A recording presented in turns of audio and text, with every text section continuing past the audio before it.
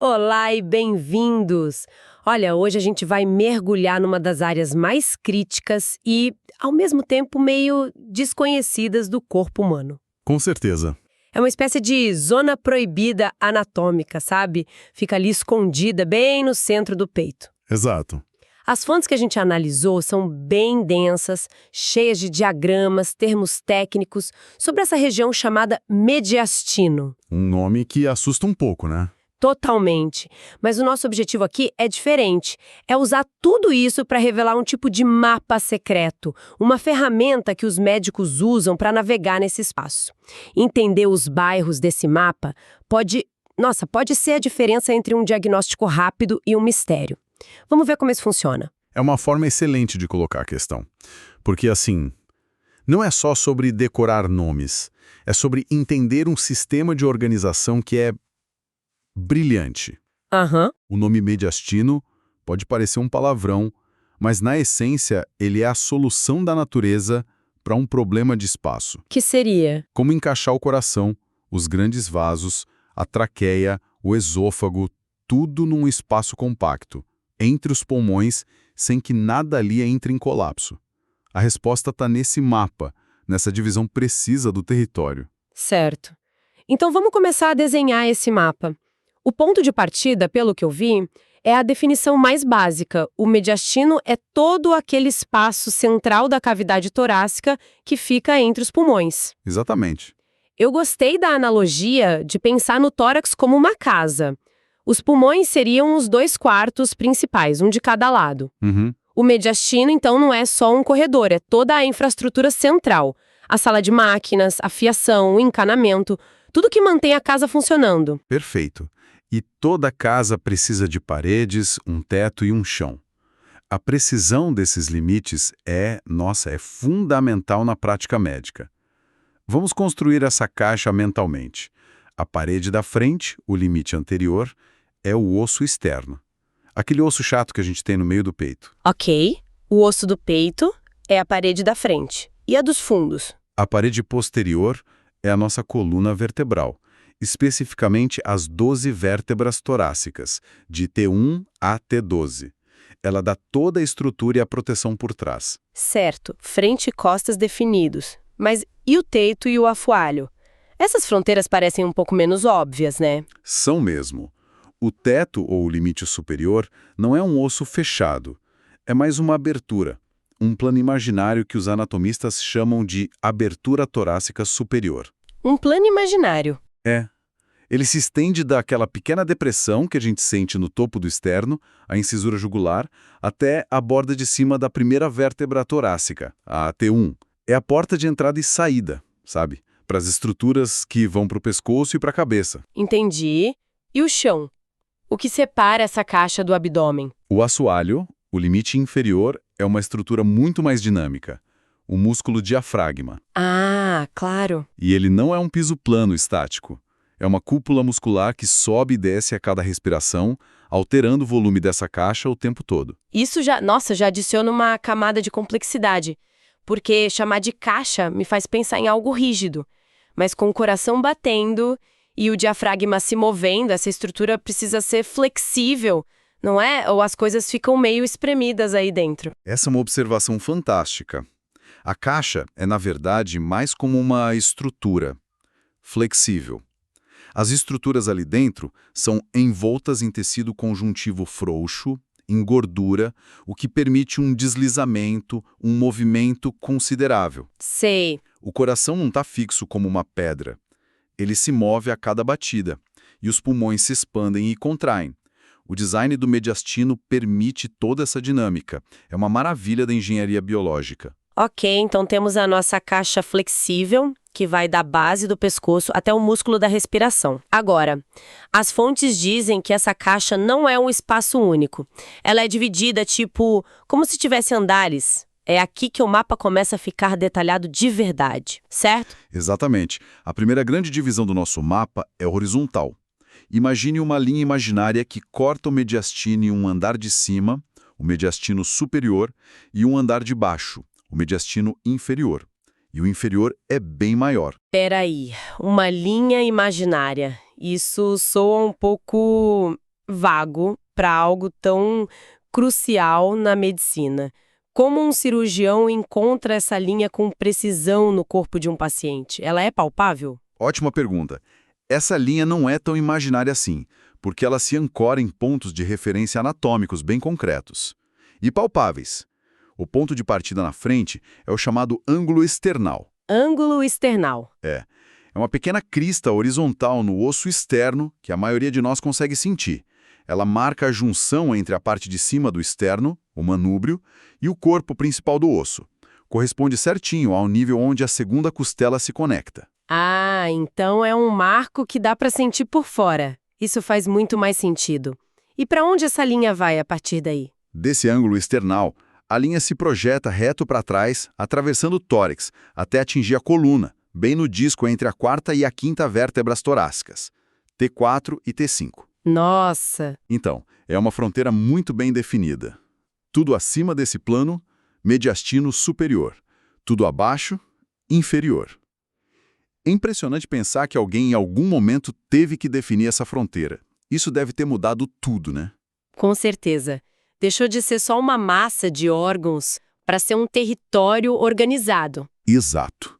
No mediastino superior, por exemplo, a gente encontra as autoestradas que entram e saem do tórax, o arco da aorta, os grandes vasos para os braços e cabeça, a parte de cima da veia cava, a traqueia.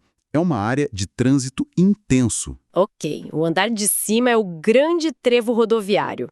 Mas a história fica mais detalhada. Aquele andar inferior, a maior parte, é como um bairro com 3 seções distintas, não é? É isso mesmo. O mediastino inferior é subdividido em 3 compartimentos, e o ponto de referência para essa divisão é o coração, ou melhor, o saco fibroso que envolve o coração, chamado pericárdio. Ah, o pericárdio! A fresta em adultos. Fica espremido entre o externo, na frente, e o pericárdio atrás. Ele contém principalmente gordura, vasos linfáticos e, crucialmente, em crianças e adolescentes, uma glândula chamada timo. O timo. Eu lembro de ter ouvido falar dele nas aulas de biologia. Tem a ver com o sistema imunológico, certo? Exatamente. O timo é vital para o desenvolvimento das nossas células de defesa, os linfócitos T. Ele é grande e ativo na infância, mas depois da puberdade ele começa a atrofiar e é substituído por gordura. Ah, Por isso que num adulto, esse compartimento pode parecer quase vazio num exame, mas saber que o timo mora ali é crucial, porque alguns tumores, como os timomas, se originam nessa região. interessante. Então a mobília desse cômodo muda com a idade. E o do meio, o mediastino médio. Se o anterior é uma fresta, imagino que este seja o salão principal. Sem dúvida. O mediastino médio é o protagonista. É aqui que reside o coração envolto pelo pericárdio. Também encontramos as raízes dos grandes vasos sanguíneos, a aorta ascendente, o tronco pulmonar. A bomba central. Basicamente, a bomba central e toda a sua conexão de encanamento principal estão aqui.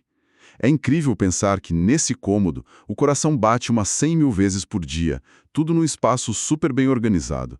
A engenharia aqui é impressionante. E o último cômodo, o dos fundos, o mediastino posterior, o que a gente encontra lá atrás, depois que passa pelo coração. O mediastino posterior é tipo o corredor de passagem para estruturas que estão a caminho do abdômen. Ele fica atrás do pericárdio e na frente das vértebras. A estrutura mais proeminente ali é o esôfago, continuando sua jornada para o estômago. Aham. Também temos a artéria aorta torácica, agora descendo ao longo da coluna, e um sistema complexo de veias e dutos linfáticos.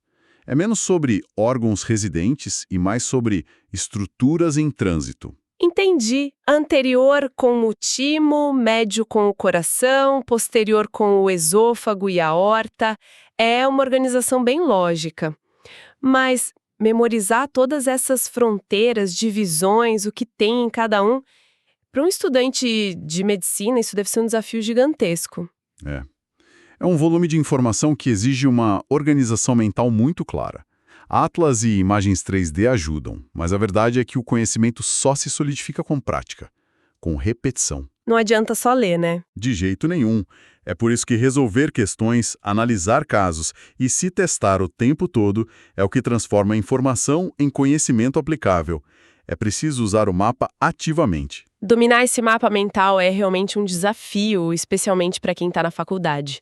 Falando nisso, para quem está nessa jornada de estudos e quer se preparar de verdade, a prática é tudo. Fundamental. Uma dica é entrar agora em medcoub.com.br, baixar o app e aproveitar o maior banco de questões do Brasil, com provas anteriores de todas as instituições, questões comentadas, resumos práticos, aulas completas e flashcards prontos para revisar onde quiser. É uma forma de transformar toda essa teoria complexa em conhecimento prático e confiável. É uma ótima conexão, porque, no fim das contas, essa teoria toda só ganha vida e propósito quando é aplicada para resolver um problema real, sabe? Na beira do leito de um paciente. Exatamente. Então, vamos juntar as peças. A gente começou com o espaço, definiu paredes, dividiu em andares e depois em cômodos. Por que, na prática, esse mapa é tão fundamental? Porque ele transforma a anatomia de um livro numa ferramenta de diagnóstico e de estratégia cirúrgica. Ter esse mapa mental permite que um médico olhe uma tomografia e não veja só uma mancha. Certo. Ele vê uma mancha no mediastino anterior num paciente de 25 anos. E essa informação muda tudo. Como assim? A localização já sugere o diagnóstico? Em muitos casos, sim. O campo de possibilidades se estreita drasticamente. Uma massa no mediastino anterior, onde fica o timo, levanta a suspeita de um timoma ou um linfoma. Uhum. Já uma massa no mediastino posterior, onde a gente tem nervos saindo da coluna, faz pensar em tumores de origem neural. A localização é a primeira e mais poderosa pista. Nossa! Lembro de um caso em que a localização de um cisto, por uma diferença de poucos centímetros, mudou completamente o plano cirúrgico. Se estivesse no posterior, colado na aorta, o risco seria imenso. Mas como estava no anterior, o procedimento foi muito mais simples. Esse mapa salvou horas de cirurgia. Uau! Então o mapa não é só geográfico, ele é prognóstico e estratégico. Ele informa não só o que pode ser, mas o quão arriscado é chegar lá. Perfeitamente colocado. Para um cirurgião torácico, conhecer esse mapa é como um taxista conhecer as ruas de uma cidade. Boa analogia. Ele precisa saber o destino, mas também a melhor rota, as ruas de mão única, as áreas perigosas que precisam ser evitadas, que nesse caso são nervos, grandes vasos. Faz todo sentido. Não é só saber o que é e onde está, mas o que isso implica. A anatomia deixa de ser um assunto estático e se torna a base para decisões dinâmicas que podem salvar vidas. É exatamente